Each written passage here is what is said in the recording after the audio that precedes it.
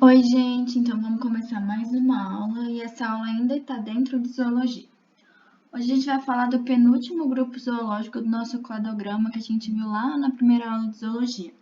Eu deixei essa aula com um único grupo zoológico apenas, para a gente reduzir o tempo de vídeo, para que vocês também possam tentar deixar a nossa matéria de zoologia mais em dia, porque nas próximas semanas a gente vai começar a matéria de cordados, que é muito importante, e aí eu quero que vocês me acompanhem direitinho, tá bom? Enfim, vamos começar a nossa aula de hoje. Hoje o grupo de animais que a gente vai estudar são os equinodermos. Aqui na foto vocês podem ver alguns dos representantes dos animais que representam esse grupo, que são os ouriços, as estrelas do mar, os pepinos do mar e as bolachas do mar. Começando como sempre pelas características gerais desses animais, os equinodermos, eles são enterozoários, portanto eles possuem cavidade digestiva e tecidos verdadeiros. Eles possuem os 3 folhetos embrionários, a ecto, a endo e a mesoderma, por isso eles são considerados triblásticos.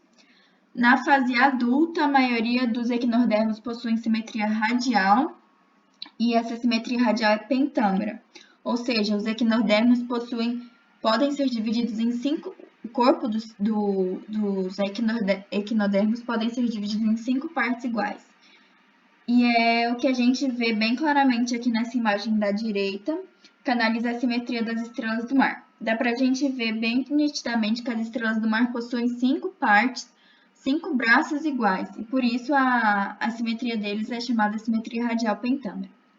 Os equinodermos também são celomados, assim como todos os grupos que a gente estudou desde os moluscos, mas a novidade aqui é que os deuterostômios, diferente dos que os equinodermos, diferente dos outros grupos que a gente estudou, eles são deuterostômios. E isso significa dizer que no desenvolvimento embrionário, o ânus se desenvolve antes da boca. Os outros grupos que a gente tinha estudado, que eram celomados, eles eram protostômios. A boca surgia antes do ânus. E aqui é diferente. Eles são deuterostômios, ou seja, o ânus surgia antes da boca. E essa é a novidade evolutiva que aproxima os equinodermos dos cordados no cladograma. Por fim, os equinodermos são animais exclusivamente de ambiente aquático, de ambiente marinho. Falando agora da estrutura dos equinodermos, a gente vai usar a estrela do mar como base para esse estudo, tá bom? Então, primeiramente, a gente precisa entender que o corpo das estrelas do mar possui 2 faces, a face aboral e a face oral. As faces elas são diferenciadas pelas estruturas que existem em cada face. Na face aboral, há 2 estruturas marcantes, o madreporito e o ânus. O madreporito ele é constituído por um poro maior, por onde saem as gametas, que são importantes para a reprodução. E, além desse poro maior, o madreporito tem inúmeros poros menores, que é por onde a água entra. Essa estrutura, no geral, o madreporito, ela é importante para o sistema ambulacral, que a gente vai entender o funcionamento desse sistema logo logo. Já o ânus é uma abertura central, que representa o final do sistema digestório por onde as excretas saem. E na face oral, a estrutura importante é a boca, por onde entra o alimento, fazendo também parte do sistema digestório. Além dessas estruturas, é também importante a gente saber que os equinodermos eles possuem um endoesqueleto de calcário, que ele é recoberto por uma fina camada de epiderme, que é uma camada de proteção. E internamente, o endoesqueleto de calcário ele é recoberto pela mesoderme, que delimita o celoma, e a cavidade celomática é onde os órgãos do equinodermo se encontram. Existe também, ao longo dos braços das estrelas do mar, vários orifícios, que também fazem parte do sistema ambulacral. Falando ainda sobre a estrutura dos equinodermos, há também na superfície do corpo e na maioria dos equinodermos, ou seja, não é na totalidade dos equinodermos que existe essa estrutura, são os espinhos, que são projeções do esqueleto de calcário. Entre os equinodermos também existe uma outra estrutura chamada de pedicelária, que ela é localizada entre os espinhos e tem função de defesa e limpeza da superfície corporal. Agora, a gente falando especificamente dos ouriços do mar, esses animais eles possuem na região da boca uma outra estrutura, que é chamada de lanterna de Aristóteles, que é responsável por triturar o alimento. Agora a gente vai entender esse importante sistema dos equinodermos que a gente já citou nos outros slides, que é o sistema ambulacral. Então tá, o sistema ambulacral ele é formado por um conjunto de tubos e ampolas, que são internos ao corpo, tá bom? E de prolongamentos tubulares, que são os pés ambulacrais, que se projetam para fora do corpo através dos poros no exoesqueleto, no esqueleto de calcário, que a gente falou também nos slides anteriores. Então, a água ela penetra na placa madrepórica, também chamada de madreporito, como a gente viu nos slides anteriores também. E essa água ela é levada internamente para o corpo do equinodermo por uma estrutura alongada chamada de canal pétreo, que interliga a placa madrepórica ao canal circular, que é uma estrutura interna em forma de circunferência. E aí do canal circular partem 5 canais radiais, de onde dirigem, e esses canais radiais se dirigem um para cada braço do equinodermo. E aí, por fim, esse canal lateral divide-se em vários canais menores por onde a água chega. E aí, por esses canais menores, a água chega às ampolas e às pés ambulacrais. Todos os canais do sistema ambulacral, eles fazem parte do esqueleto do animal e são estruturas rígidas. Já a ampola e os pés ambulacrais possuem músculo em suas paredes, então eles são capazes de se contrair. Então, quando a água chega nas ampolas, elas se contraem, o que força a entrada de água para o interior dos pés ambulacrais. Os pés, então, eles se tornam eretos em função da força da água que é ejetada pela ampola. E no fim desses pés ambulacrais existe uma ventosa que ajuda o equinodermo a se fixar no substrato. Então, quando a água entra no pé ambulacral, o pé ambulacral se estica e facilita que a ventosa atinja o substrato. E aí, após alguns segundos, alguns minutos, ocorre a contração da musculatura dos pés ambulacrais e a água volta para o interior da ampola. Então, isso permite que as ventosas se desprendam do substrato e que ocorra assim a locomoção do equinodermo.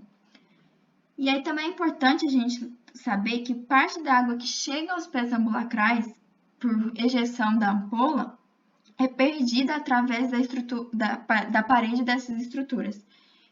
Então, já que o equinodermo perde água pelo pé ambulacral, é importante que ele sempre tenha entrada de água nesse sistema, através da placa madrepórica.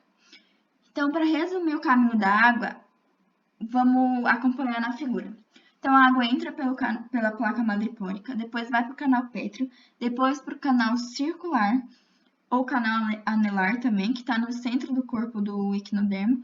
Depois, o canal circular se divide em 5 canais radiais, um em cada braço.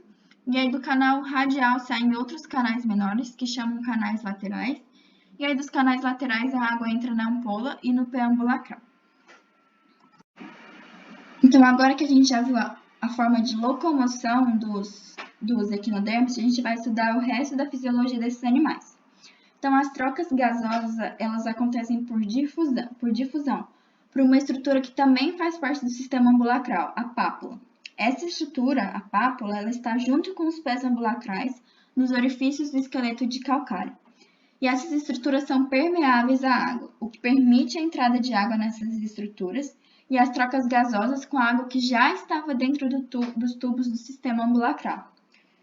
Alguns equinodermos também, mas são raros, possuem brânquias, então tem respiração branquial.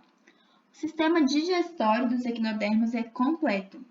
Então, possui uma cavidade para a entrada do alimento, que é a boca, e uma camada para a saída das excretas, que é o ânus. E aí também nos equinodermos existem estruturas que ajudam na obtenção do alimento, que a gente falou lá na estrutura, que são as pedicelares, e no caso dos ouriços, a lanterna de Aristóteles. A digestão ela é extracelular e a absorção de nutrientes é realizada por meio da passagem dos nutrientes do sistema digestório para o sistema ambulacral. E o sistema ambulacral, então, pelo sistema de tubos, distribui os nutrientes para o resto do corpo.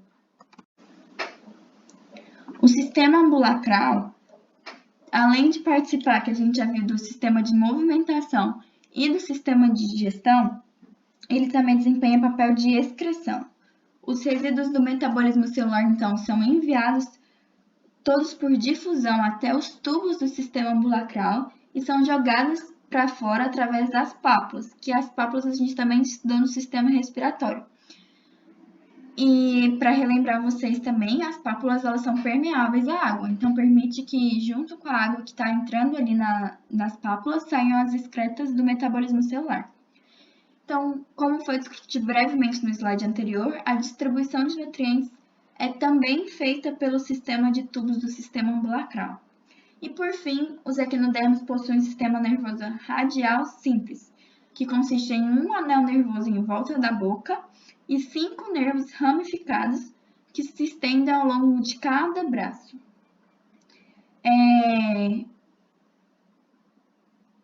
Os ramos do anel, eles coordenam o movimento do animal. Então, os equinodermos também não possuem um processo de centralização do sistema nervoso, que é diferente dos grupos que a gente viu desde os moluscos, que possuem gânglios, e é um importante processo de centralização. Aqui nos equinodermos a gente não vê esse processo de centralização do sistema nervoso. Os espinhos, por sua vez, presentes em diversos equinodermos, eles também podem possuir articulações e facilitar na locomoção. Isso é especialmente nos ouríceos, porque os ouríceos possuem o corpo inteiro recoberto pelos espinhos. Além de ajudar na locomoção e ser também, por participar da locomoção, ser controlado por esse sistema nervoso com vários de nervo radial, com anel e com os nervos radiais, o espinho pode ter glândulas que liberam substâncias tóxicas quando o sistema sensorial dos equinodermos detecta algum tipo de aproximação perigosa ou eles detectam que alguma presa está perto. Então, quando o espinho ele detecta essa aproximação, ele libera essas substâncias tóxicas que podem ou matar o animal, e aí a estrela do mar usa esse animal como alimento, ou também pode só afastar a presa que estava se aproximando dele. E aí funciona como um sistema de defesa. Agora vamos então estudar a reprodução dos equinodermos. Os equinodermos eles realizam reprodução somente sexuada, então eles precisam da participação de gametas para fazer reprodução. Eles possuem sexos separados, então eles são dioicos e a fecundação é externa. Os gametas eles são liberados na água pelo madreporito, que é uma estrutura que possui um poro maior por onde os gametas saem, que a gente estudou lá no slide de estrutura. A fecundação ocorre quando uma gameta masculino de uma estrela do mar macho encontra com gameta feminina de uma estrela do mar fêmea na água. Esse é um processo um pouco difícil, porque precisa coincidir que os dois gametas se encontrem na água. Já foi estudado que uma estrela do mar macho, quando libera essas gametas, pode liberar substâncias que fazem com que a estrela do mar fêmea libere também seus gametas, como uma forma de liberação simultânea do gameta feminino e do gameta masculino, para facilitar que esses gametas se encontrem. Mas esse sistema de influência entre o macho e a fêmea não é totalmente esclarecido. E também não é preciso que vocês saibam, só citei a título de curiosidade, porque para mim intriga muito como que é possível que os gametas se encontrem no meio daquele mundaréu de água no meio do mar. Então, o desenvolvimento dos equinodermos ele é indireto e portanto, ele possui um estado larval. E essa larva ela possui uma simetria bilateral, que é diferente do corpo do adulto, que possui uma simetria radial. Então, para a simetria bilateral passar para a simetria radial, precisa ocorrer uma metamorfose. Os equinodermos, eles também possuem capacidade de regeneração. E esse processo representa uma vantagem para esses animais, porque quando esses animais são atacados ou eles percebem iminente perigo, eles entregam, entre aspas, parte do seu corpo para o predador, enquanto procuram se esconder. Então, quando eles percebem a aproximação de um predador, os equinodermos literalmente deixam uma parte de um de seus braços para trás e eles saem para se esconder. Então, se o disco nervoso central ele estiver intacto, não ficar junto com essa parte, com a parte do corpo que foi deixada para trás, algumas espécies de estrela do mar eles conseguem se locomover e se alimentar com apenas os braços que restaram. E aí, por possuírem capacidade de regeneração, então, essa parte do corpo que foi perdida é restaurada por divisão, sem parar por divisão, várias vezes divisão celular. O pepino do mar, por exemplo, em uma situação extrema de perigo, também, ele deixa parte de suas vísceras, então, seus órgãos internos. E ele também é capaz de regenerar esses órgãos internos, mas esse tipo de desse tipo de proteção de deixar para trás as vísceras só acontece nos pepinos do mar, não são em todos os equinodermos. E isso é vantajoso, lógico, porque distrai os predadores e dá tempo do animal escapar. Então, agora, para a gente acabar esse grupo zoológico, a gente vai falar da classificação. Eu achei essa tabelinha na internet, achei bem legal. E aí eu só fiz Ctrl+C e Ctrl+V aqui no slide, porque ela resume bastante as informações que a gente precisa saber sobre a classificação. Então, aí eu deixei ela aí para vocês. Os equinodermos, eles são classificados em 5 classes principais. Existem divergências entre os autores quanto à quantidade de classes nos equinodermos, mas essas 5 são comuns entre todos os autores. Então, por isso que a gente vai estudar elas. Primeiro, a classe asteroide, ela inclui as estrelas do mar, que são animais que têm uma forma estelar, são de vida livre e possuem 5 braços com pés ambulacrais, que a gente também já estudou. A classe equinoide, ela inclui os ouriços do mar e bolachas do mar. Esses animais, então, eles apresentam corpo de forma circular ou oval e o corpo ele é todo recoberto de espinhos articulados. Então, os espinhos, no caso dos ouriços e das bolachas do mar, eles ajudam na movimentação. Esses animais também eles podem ser esféricos ou achatados, como eu já falei, mas eles ainda possuem simetria radial. A classe holoturoide, ela inclui os pepinos do mar. Esses animais possuem o corpo alongado, como uma salsicha ou como um pepino, como o próprio nome diz, e eles possuem um círculo de pés ambulacrais ao redor da boca, que a gente vê aqui também nessa figurinha.